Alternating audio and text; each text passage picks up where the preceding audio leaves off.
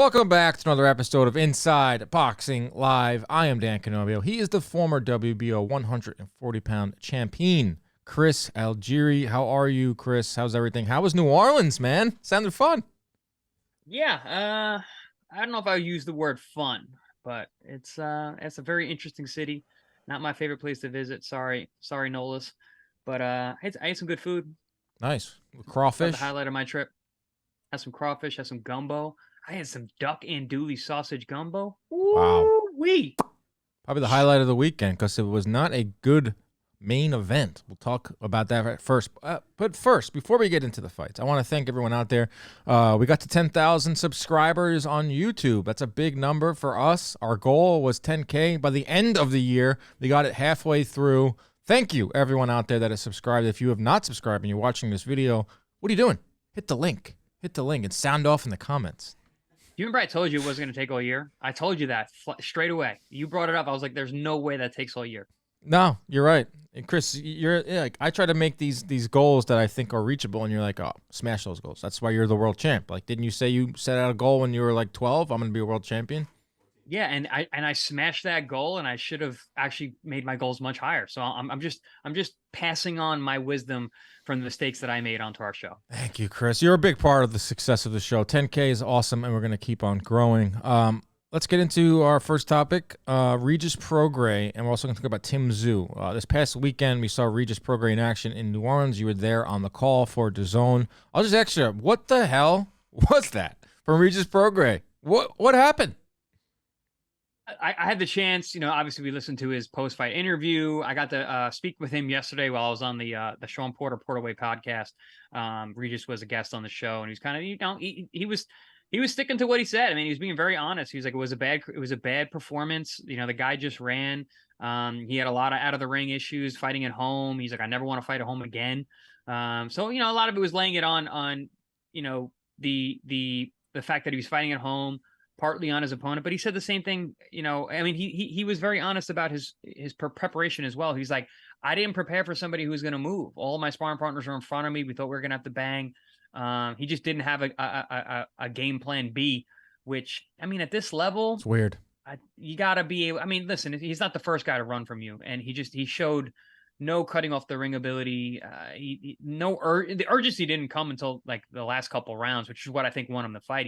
He won the fight on body language because neither one of them landed in punches. So, Dude, they set a record. Least amount of punches landed in a 12-round title fight. They broke a record that I thought would never be broken. Casemiro and Rigondeaux, which is regarded as probably the worst fight ever. Like, they landed 84 total punches. Rigondeaux and Casemiro landed 91. So, yeah, it was, statistically, that's not the end-all, be-all. It's not a record you want to hold. It was literally, they landed the least amount of punches in a title fight, and we're talking a 40-year history of CompuBox. Well, at least that's a testament to both of them in terms of their power. The least amount of punches landed, both guys dropped each other. So at least they could punch. Yeah, it did have it's weird because it had started off as this is gonna be a shootout. I think you actually said that on air, and I was like, yeah, it is, because the thing we knew about Zorilla is that he was a heavy-handed fighter, and obviously we've seen Prograis in his career enough, but from Prograis, it felt like he just didn't want to engage. It felt like he was throwing jabs from 5 feet away. Way too far away. And if he did cut off the ring, he wasn't making Zorilla pay. He wasn't engaging. It's almost like he knew that he had some big fights down the pipeline and he didn't want to get cut. He didn't want to get hurt. He didn't want to get into a firefight. Like I said after the fight, put this guy in big fights. I've been saying this for a while now. He's 34, 35 years old. He's had a very up and down career. His biggest fights came 4 years ago. We've talked at length about all the promotional issues he's had. Okay, now you're with Matchroom. You chose Matchroom. These hometown fights are very tough for all the stuff outside of the ring, tickets and everything that comes with fighting a hometown fight. Chris, you know all about that. And then you got a tune-up fight when you have already been a champion before. It's just a perfect storm for him where I feel like he doesn't need to be in these tune-up fights anymore. He should be fighting Matias, Teofimo, Haney, Broner. I'll just name names, fights that he's going to get up for, because hometown fights, tune-up fights, for a guy at this stage in his career aren't going to do him any favors. And he gave us a dud where now we're questioning where does he stand at 140. In his defense, which I'm not going to give him any defenses in terms of this performance, was he was supposed to fight Liam Paro. And completely different style, southpaw. guy who would have engaged probably more and probably would have been there to get hit a lot more. But regardless, you gotta perform, especially at home, man. I mean, listen, I've had some stinker performances at home too. That not stinker, but they just didn't. I didn't perform well. But you got to make a fight out of it. At least try to make the fight. If the guy's not willing to engage, just get out there. But I think he got buzzed early. I think he realized how dangerous. Listen, that guy Zorio, I mean, Zoria, he can really punch harder than I expected. Actually, the punches that he was throwing ringside looked very dangerous. I can't believe that he didn't fight like that when he fought Barboza. I called that fight as well, and he didn't look like the same guy at all in terms of his style, moving around the ring, and in terms of his power. If he had that power that he was showing on Saturday night with Barboza, that fight could have been a very different fight. But yeah, I mean, I think that Regis could have done more, should have done more, but like you said, was probably protecting what's coming down the pipe. You know what it reminded me of? Like, this is kind of like a deep cut reference, but Jermell Herring, he fought Jonathan Oquendo before when he had the Frampton fight lined up. And they had that nasty cut, and he kind of, I wouldn't say the word quit, but even though Bradley said he quit, he like found a way out of that fight, and because he knew that he had a Frampton, a career payday coming. Same thing for Prograis. Like, he knows he has a big fights coming. Like, that's the whole plan was when he signed with Matchroom, was to fight Haney if he comes there, or do cross promotion fights, big ones, which he should be in now because, like I just said, he needs to be in big fights. He's almost 35. But it lead me to believe, or lead me to ask this question for you, Chris. It's what's the top 5 at 140? It's a beautiful thing that we're seeing all these big fights at 140, like week after week, it seems like. And now we can kind of mix and match. We're going off of legitimate performances to make our top 5s. So what do you think is the top 5 at 140 coming off of that Prograis performance? Real quick, I'm going to defend Jermell Herring because I have a little inside track on what you're talking about. So that fight with Oquendo, when he had a lot of trouble, he was dealing with some late long-term COVID, some long COVID. So I interviewed him in my book. There it is. Plug. So You Want to Be a Fighter. And he went into length into that in terms of, how he felt going into the fight, his training camp. I was affected. We couldn't breathe, a lot of that. And then also the backlash that he took after that fight, which made him want to retire. Yeah, because of how bad he felt. He thought he was never going to be able to get back to his endurance back. He thought maybe this was a forever thing, not just a short-term thing in terms of how he was feeling it in his lungs. And then also the backlash that he got on Twitter because of how the fight was, because of people saying that he quit. But back to the question at hand, the 40-pounder. So listen, I still have Prograis where he was. I just don't have him as being the man in the division. I got Teofimo as the man in the division, but Teofimo is technically out of the division. I don't know. I don't know if he's retired. I saw him at Spence Crawford. Me and Ronnie were there. We saw Teofimo, and I was like, looked over to Ronnie, and he was holding court. I was like, hey, does that look like a retired fighter? Nope. No. Listen, he's not retired, but he's going to be out of the running for a bit. He's got some personal issues to deal with in terms of, his relationship stuff, money stuff. Oh, like, a lot of stuff he's got to deal with. So I don't think we're going to hear about him like entering back into the ranks for a bit. So in the time being, I'm going to not consider him as a viable guy at 140, because he's not going to fight for a long time. But I still have him one though. Yeah, no, he is the man. Yeah. I had a question about him or Prograis after this weekend. I got him. Yeah. That being said, Josh Taylor would be another guy I would still have in the top 3. But he has moved up though. But he's out. Right. So he's out. Sorry. So he is absolutely out of the top because he's going to 147, which I think is a smart move. Prograis right there. Prograis is the number 2-3 guy. I have him and Ramirez probably sharing the number 2 spot together. Wow. I got Tszyu number 1. I got him and Ramirez is a really. What about really Matias? Matias he's going to be my number 4. Okay. Based on being outside of the 2-3, the 2 position is going to be held by Prograis and Ramirez. People are writing off Ramirez just because he hasn't been in the news and because of the fallout with the fight with Regis. But hey, money's a real thing, and you got to be conscious of that. Mm-hmm. And then number 5. Who else we got at 40? Catterall? Because we got so many guys coming up. Yeah, I can't put Haney in this yet. I can't put Ryan Garcia until they fight at 40. I can't put him in there. So I'm probably gonna have like a Barboza Catterall. Yeah, I would have Catterall ahead of Barboza, based on the performance of Josh Taylor, and because of he's done quite well in his career against not the elite competition. He always performs well. So I'm definitely gonna have Catterall. Yeah, Catterall will be my number 5, but I wouldn't mind seeing him and Barboza just to see who's gonna get that next spot. Because listen, when everyone's this good in a weight class, you're fighting to move up a position. Yeah. Like you're not like, it's not like Catterall beats Barboza and then he's number 2. It's like he beats Barboza and now he's number 5. Like that's the kind of division that we're talking about. But yeah, I think it's all very, very tight in that top grouping. Matias just outside of Ramirez and Prograis, and then Tszyu. How do you not have him as the man after this past 2 weekends? I got Tszyu number 1. I have Matias 2. Because I think he's that damn good, and I'm going off of recency bias here. Matias looked great in his last fight, even though it was a while back. He looked better than Prograis. Taylor is out of the picture, so I got I got Teofimo 1, Matias 2, Prograis 3, Catterall 4, Jose Ramirez 5. And then just on the outside looking in are fighters like Gary Antoine Russell, who has a perfect knockout ratio, but just hasn't fought a lot because feels like a lot of PBC guys are not fighting as much as they should be. And, Sandor Martin. Barboza is interesting because if Teofimo did text Paco over at WBO and said, I'm giving up my title, but you got to do more than just a text. Like, there's, paperwork now. So we'll see. I still don't believe him. Like, he's telling us I'm retiring. He's telling us that I'm giving up my belt, but there's still people out there that just don't believe it.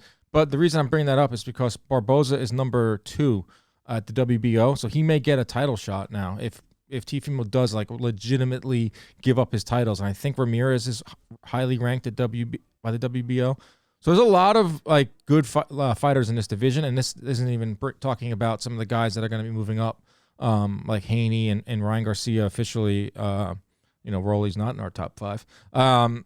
So that's what's going on at 140. Over this weekend as well, did you catch Tszyu absolutely destroying Carlos Ocampo, blowing up my parlay right in my face? I picked the over Prograis Zaria, which hit. And then I was like, all right, Tszyu with the dog bite. Ocampo has put together some good performances since he got sparked out by Spence a few years back. I was like, this got decision written all over it. Nope. Tszyu had other intentions, took out Ocampo. Now this fight with Charlo is even bigger. I love it. Obviously, I wanted to see that Charlo-Tszyu fight last year, but this is the one case of marination that I can actually like because Tszyu is getting more and more experience. The fight is getting bigger. I think it's at its biggest right now. Tszyu and Charlo. What'd you make of Tszyu's destruction? You should have asked me before you made that parlay. I would have had you stop. I would have had Tszyu stopping Ocampo quite early. The odds weren't there though.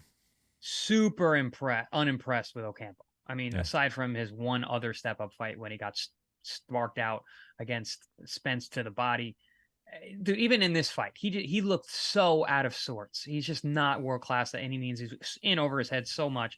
And I am very high on Tszyu. I think Tszyu is a very, very good fighter. He's probably the best, most fundamentally, technically sound Australian I've ever seen, even though obviously he's, Costas' son, but born and raised and coming out of Australia, he's the most technical, fundamental fighter I've ever seen come out of Australia. He is, I think his physicality, obviously he's got the genes, his dad's a legend. I think he's very, very talented. And I think he's streaking towards this Charlo fight. And I agree with you. I think the fact that this fight is happening now makes this a much more competitive fight. And honestly, by the time that fight happens, I think that Tszyu could be the favorite. No way. Fight. I had this written down. I know that Porter said it. Porter was in Australia on the call. I caught a little bit of your interview with Porter. I didn't get the whole thing. I know he said that Tszyu is the favorite. I mean, he's not going to be the favorite by the books because he's just Charlo's going to be a slight favorite. But I know what you're saying. I said that I had Charlo as a slight favorite. Yeah, but I think by the time they get there, depending on what happens in the meantime, I certainly think it might be a smart bet. Like this was it. If you're listening, I'm doing something with my hands here. Charlo Tszyu last year at this time, I thought they were still miles apart in terms of pedigree and where they're at in their career. Charlo sitting out with the hand injury now, and you got Tszyu fighting Harrison. You got Tszyu fighting Ocampo. Big fights, main events now on Showtime. Gausha too. Terrell Gausha. Gausha too, yeah. 2 or 3 fights here where he's able to get some experience. Like, this fight's a lot closer now. Like, I don't know if I would make Tszyu the favorite, but he is a live dog, and this fight's huge, and I can't wait for it to better happen this year. Towards the end of the year, put an exclamation point on what's been a phenomenal year. But yeah, I'm not ready to make Tszyu the favorite, but it's damn close now. Yeah, I wouldn't have it as a favorite. Like I said, I would still favor Charlo, but I would put money on Tszyu. That's how close I think it is. Even if Charlo is the favorite, I would put money on Tszyu. Yeah, why not? I mean, I sprinkled some money on Spence because Spence right now is technically the underdog against Crawford. So which very well could change as we get closer to fight. Well, that's why I did it. I can cash out and potentially lose like $20, but like I'm sticking with that bet.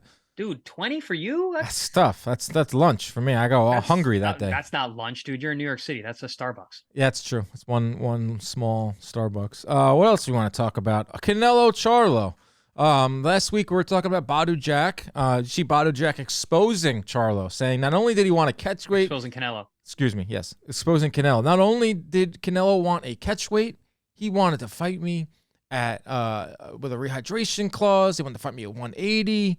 So I love Badu kind of throwing Canelo under the bus. And even told him on top of it, why don't you go fight Benavidez like we all want to see? But I don't think Canelo's fighting Benavidez. According to ESPN, Deportes, Canelo is fighting Charlo next in Houston in September. Jermall Charlo, who has not been in the ring in 700-plus days. I'll ask you, Chris, even coming off of a 700-day layoff and the declining Canelo Alvarez, is Charlo a threat to Canelo?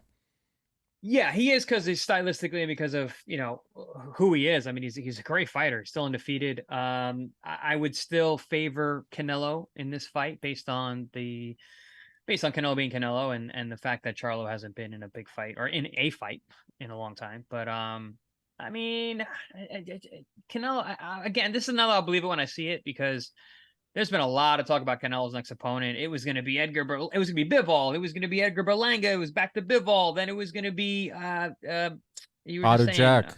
Badu Jack, and then Badu Jack. I mean, I was disgusted when I heard the details of the Badu Jack deal. Last episode we were talking about it. Yeah. I was like, stop it. What are we even doing? And then we found the details. Yeah, and then now we've actually been confirmed. So, yeah, but listen, I'm not mad about the fight. Which fight? I mean, about Canelo and Charlo. Oh, I'd rather him be fighting Benavidez. I think that was a smarter move. But yeah, I didn't ever like the Bivol fight. I liked the Benavidez fight. I thought that it was daring to be great for Canelo. I thought it was actually winnable too. Not saying he was going to win, but it was winnable. But Charlo, it'll get enough people interested.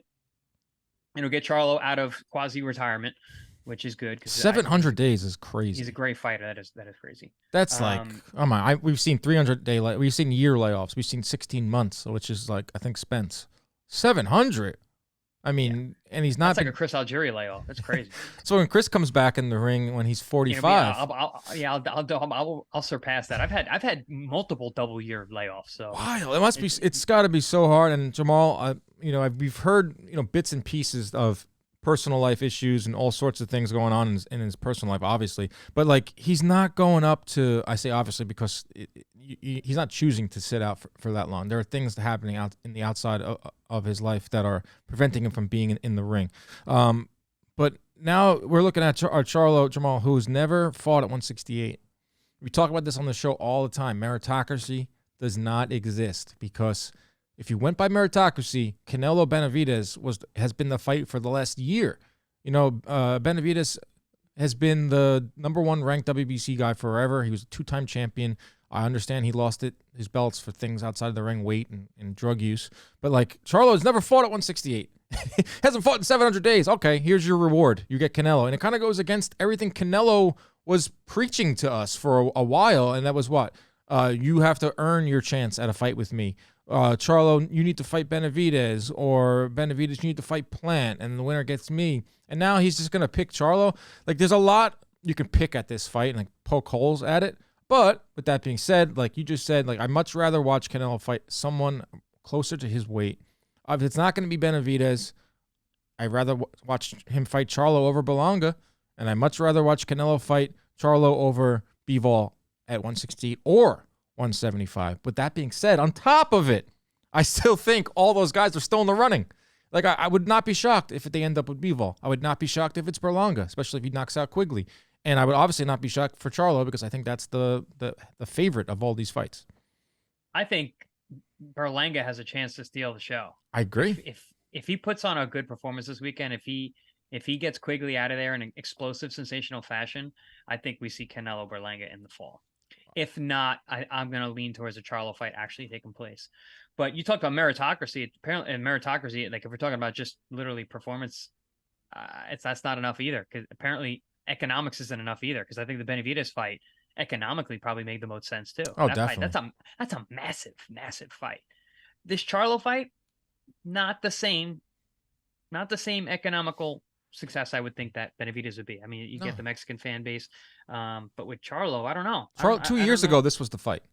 Oh yeah, but like now, during COVID, like when Canelo beat Yildirim, and then he was going on to beat BJ Saunders. I remember saying after the Yildirim one, I was like, I want him to fight Charlo. I understand Charlo's at 160, but he's a bigger guy. That's the fight to make. It was before Benavidez was in the picture. Benavidez was coming. I think he just lost his title on the scale in the summer of 2020.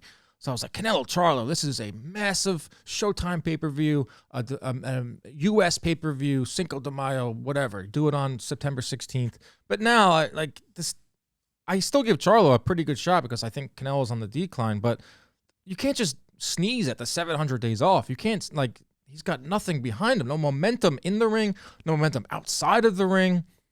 It's a lot going on. But it also shows you how Canelo is... I wish all fighters had this, where he's not beholden to one network or one promoter. Like, Berlanga and Bivol are obviously the matchroom route.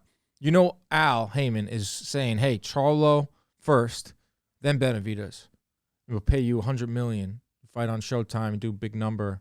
You know, we have a better pay-per-view system than DAZN. So, on one hand, I hate this, with all these names and all these choices. On the other hand, I'm like, all right, it's pretty cool. I kind of wish, all fights work this way, where you're not beholden to a network or a promoter. Well, when you're the face of boxing, and that's what Canelo is. I mean, he is the cash cow. You can make these super fights happen. That's really what it is, because it's not like rankings anymore. Because nobody cares about the mandatories. They want to see the super fights when you have a super champion like Canelo. You get these kinds of matchups and kinds of fights. I'm not mad about the fight either, but I'm not gonna lie, Dan. I'm a little checked out on Canelo's opponents. I'm just waiting. Happen or don't happen, I don't know. I don't like all the back and forth. I don't like getting excited about this, getting angry about that, and then none of it happens. It's a lot of push pull that I don't really like. So if it's gonna be Charlo, cool, make it Charlo. Let's get it done. Right. If it's gonna be Berlanga, boom. Yeah, it's gonna be Berlanga. If it's gonna be Benavidez or Bivol or whatever. But yeah, I'm gonna say I think it's either gonna be Charlo or Berlanga based on this weekend. Yeah, I think we're gonna have to pick someone soon because we're almost in July, and he's gonna fight in September for all the promotion stuff. But Berlanga this weekend, I think, is gonna be a big sticking point, or I think it's gonna be a big indicator. Hearn, wants to make that fight and keep Canelo at Matchroom. So that's one. Yeah, I would love for us to come on the show next week and there's an actual announcement. Like, we're not speculating. We're being, all right, this is the fight. It's happening this date. This is what it's going to be. Let's break it down. Let's try to figure out if Canelo still got it. But until then, we're trying to figure it out because Canelo still is the guy in boxing. This is like Mayweather. Remember, Mayweather would have 4 or 5 opponents on his list, and we would discuss it at length or try to figure out who's the best one. Whether it was Maidana, whether it was Khan, they were arguing with themselves, Maidana and Khan. Facebook polls. But a lot of things change. A lot of things change as you get closer. Like, for example, like the Amir Khan fight. There was. It was supposed to be Amir Khan until he fought me, and then he, essentially got beat up by me. So they were like, "All right, well, I'm not gonna fight." You have a source on that? Khan now. Was that? Do you have a source on that you beat up Khan? You? Yeah, me. I agree. I still got bruises on my hands from that day, but yeah, that fight was the fight they were talking about, and then that performance happened, and they were like, well, no, we're not gonna do that fight anymore. That's just kind of how it goes with these guys, because we're all waiting to see who they're gonna fight, and they can pick. That's what I mean by being the face of boxing. Yeah, Floyd was the face of boxing then. Canelo's the face of boxing now. So that's how it goes when you hold that crown. this is positions that you're in, and we as fans will sit there like guppies waiting for whatever's going to drop. Yeah, it's true. And he's in like Milan, Italy right now, Canelo, and it's some like Good for him. fashion He deserves thing. it. He's just not even caring one bit. They're gonna get a text like from Eddie Reynoso, like, "Hey, it's Charlo. Okay, see you at the gym in a few weeks." Yeah. That's also what I love about him. I think he wants to fight everybody. I don't think he's used to that. Yeah. So one fighter isn't waiting on Canelo, believe it or not, is David Benavidez. Dan Rifio reported that he's fighting Morrell in September or October. Not so fast as David Benavidez. He screenshotted. I was actually on the screenshot. I don't know if you saw that, like, because I tweeted Dan Rafield's news. I said, according to Dan Rafiel, Benavidez and Morrell have agreed to a fight. Then David Benavidez like kind of screenshotted and put it on his story and goes, false. Like, this is not happening. He's saying, I'm not fighting Morrell. We're looking at Munguia. So I think this is just like a steep decline. Like, Benavidez had that fake $50 million offer for Canelo. Then we have this Morrell news everyone's excited about, because I think Morrell-Benavidez is like a throwback type of fight, and it can establish who's the best at 168 underneath Canelo. And now we're going from Benavidez to Munguia, which I still think is a fun fight. But it's not like, all right, if you're going to dangle Benavidez-Canelo, you're going to dangle a Morrell fight, and then we're going to settle on Munguia. Like, I kind of understand where Benavidez is coming from, but I would much rather see him fight Morrell, which I think would be awesome. When I first heard that fight was going to happen, I was like, wow, right? That's surprising. One, I was like, that's awesome, because you basically have two guys that no one's lining up to fighting each other, looking for the shot against the face of boxing, Canelo Alvarez. But I also thought, like, that's kind of a funny fight to make. That's a very dangerous fight, especially for Benavidez, who's much closer to a fight with Canelo than Morrell is. Morrell's looking for his breakout win. So the Benavidez fight makes a lot of sense for him. He goes in, he's 25 years old. I mean, they're both super young. He's probably going to be at 68 for a long time. Benavidez, I don't think, is going to stay here too much longer. He's already hinted about moving up to 75. He's talking about cruiserweight too, Benavidez. Yeah, I mean, he's a big guy. Yeah. I mean, he's not going to stay at 68 for too much longer. He's hanging around for the Canelo fight, which is smart. But yeah, and then when I heard that it wasn't happening, I was like, all right, that makes a lot more sense. You know, Benavidez he's in a tough situation because he was so close to getting the Canelo fight. He's been calling the guy out for so long, and then that falls through, and then this fight gets brought up, which not sure why I was put out there that this fight was. Samson Lukowicz said it. That's his manager. He confirmed it to Dan Rafael. So Lukowicz and Benavidez are probably one hell of a phone call. I wouldn't imagine they're at ends. Yeah. But then the Munguia fight, nobody's gonna like it, especially off of his past performance against Derevyanchenko, who is an actual middleweight. So Munguia's first fight at 68 was against a middleweight in Derevyanchenko. He struggled really badly early on, finished strong to pull out a very close fight. Good performance in the fact that he had to dig deep and overcome someone with vast amount of experience, but also he's a 37-year-old middleweight. Yeah. Benavidez is literally the opposite. Yeah. He is a huge 68 pounder. He's 25 years old, and he's a stud. So I wouldn't favor Munguia to make that even a competitive fight against Benavidez. Benavidez is awesome. Yeah. So yeah, that fight doesn't interest me or most people. But I get why they're doing it, though. Benavidez is coming off of his own pay-per-view against Plant, where he was the A side, and now he's waiting for a Canelo shot. Why would you fight Morrell? This is a slick Cuban fighter, southpaw.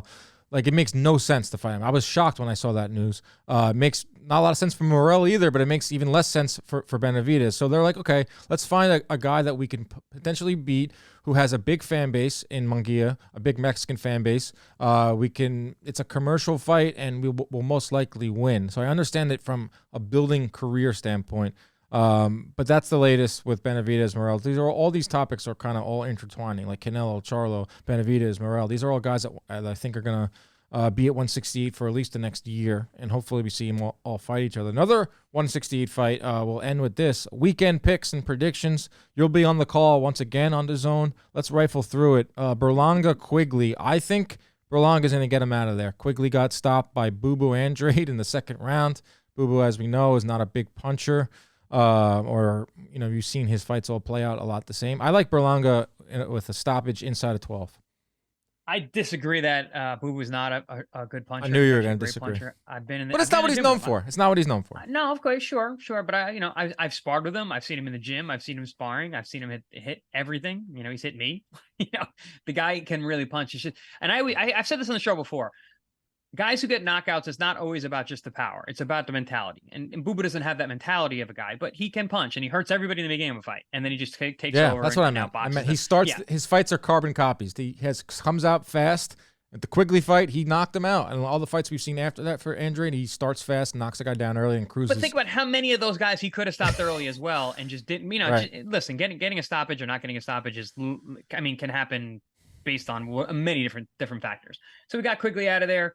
I don't know if Quigley would be able to come back the way a lot of the other guys did. That guy, like Smith did. That guy. I mean, he got dropped bad early and then came back to fight really, really well against Demetrius. So I don't know if Quigley has that in him.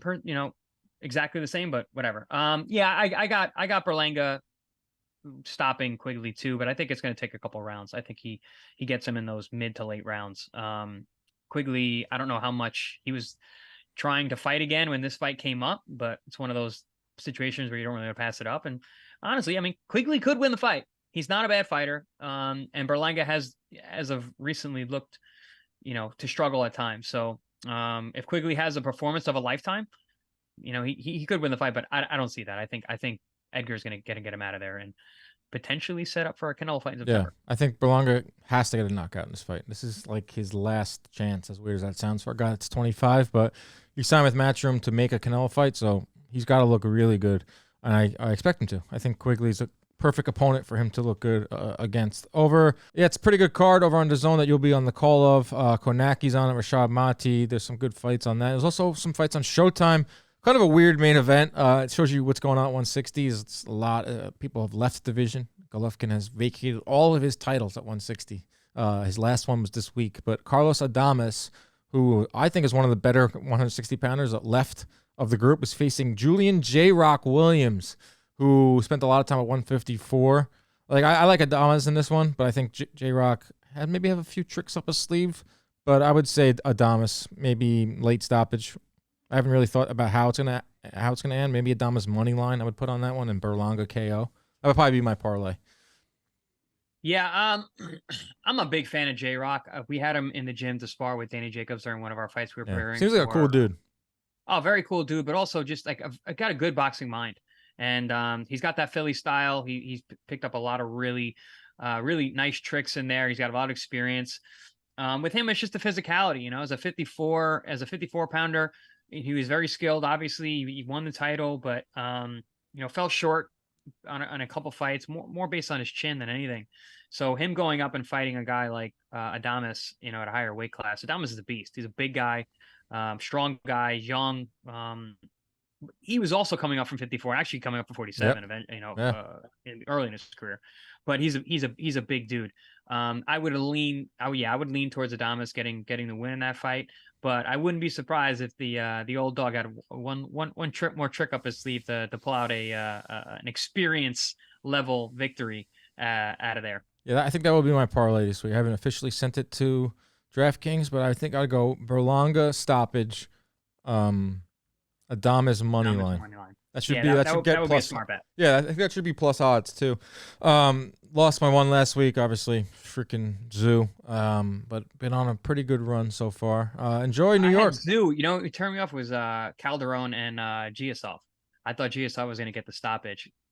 I actually predicted the upset in the Guzman Ali fight. Oh wow! I just thought that brutal was knockout. Oof, yeah, brutal fight. That fight was, incredible back and forth. No one should ever question Rama Ali if she's a fighter.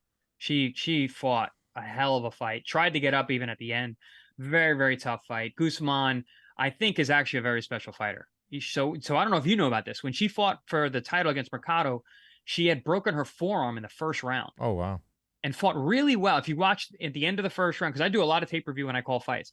If you end of the first round, you see her rolling her arm and forearm. She had actually fractured her forearm, which I'd never heard of in a fight. Had multiple surgeries after that to fix the arm. And the big question coming into this fight, was she going to be a two-handed fighter or not? And I think that was obviously answered because her right hand looked very, very strong all night long. Yeah, so what a freaking knockout. What a knockout of the weekend. Yeah, I mean, fight of the weekend for me. That was the best fight that I saw all weekend. I think she's actually going to be really special. I want to see her fight Mercado again and see what happens in a rematch if she has two hands. That's the beauty of boxing right now.